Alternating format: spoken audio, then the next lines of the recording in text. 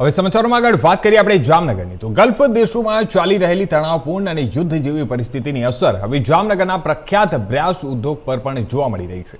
છેલ્લા કેટલાય દિવસોથી કોમર્શિયલ એલપીજી ગેસના બાટલાની અછત સર્જાતા અનેક નાના અને મધ્યમ ઉદ્યોગ એકમોમાં ઉત્પાદન પ્રક્રિયા ધીમી પડી ગઈ છે, જ્યારે કેટલાક એકમોને કામકાજ તાત્કાલિક બંધ કરવાની પણ ફરજ પડી છે।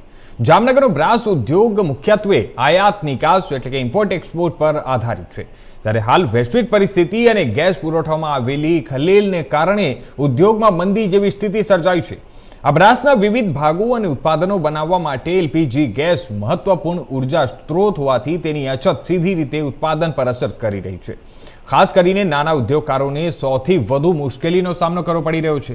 આ ગેસના બાટલા સમયસર ન મળતા અનેક મશીનો બંધ પડી ગયા છે અને ઉત્પાદન પ્રક્રિયા અટકી ગઈ છે, જેના કારણે કારખાનાઓમાં કામ કરતા જે મજૂરો છે તેમના રોજગાર પર પણ અનિશ્ચિતતા ઊભી થઈ રહી છે।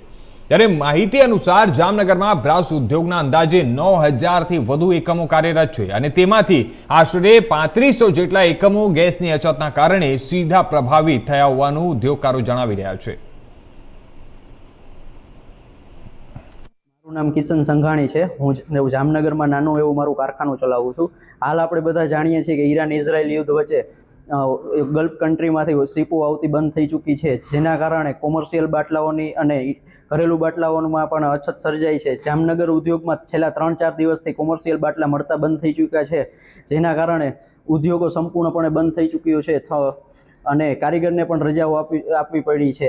અમારી સરકાર પાસે એટલી માંગ છે કે પહેલાની જેમ રાબેતા મુજબ કોમર્શિયલ બાટલા મળે, જેથી ઉદ્યોગ સંપૂર્ણપણે ધમધમે। Maujibhai Ramoliya, proprietor Everest gas service Jamnagar.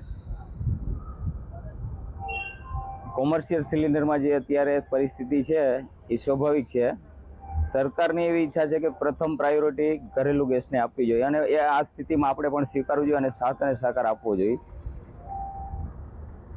ટૂંક સમયમાં પાછી પૂર્વત થઈ જશે, એનટીને માલ બધાને મળી જશે અને સરકારે પણ એ પ્રાયોરિટી આપેલ છે। મિલિટરી હોય, એરફોર્સ હોય, નેવી હોય, હોસ્ટેલ હોય, ડીએસઓનો લેટર લઈ એ લોકો પરમિશન લેશે તો અમે આજની તારીખે પણ સપ્લાય કરી છે। તમે ક્યાં સપ્લાય કરો છો? હું ફ્રી સેલ ઇન્ડી ડિસ્ટ્રીબ્યુટર છું, એટલે ગમે ત્યાં હું સપ્લાય કરી શકું, પણ મેક્સિમમ મારી જામનગર ઉદ્યોગ અને ખાસ કરીને રિલાયન્સ તરફ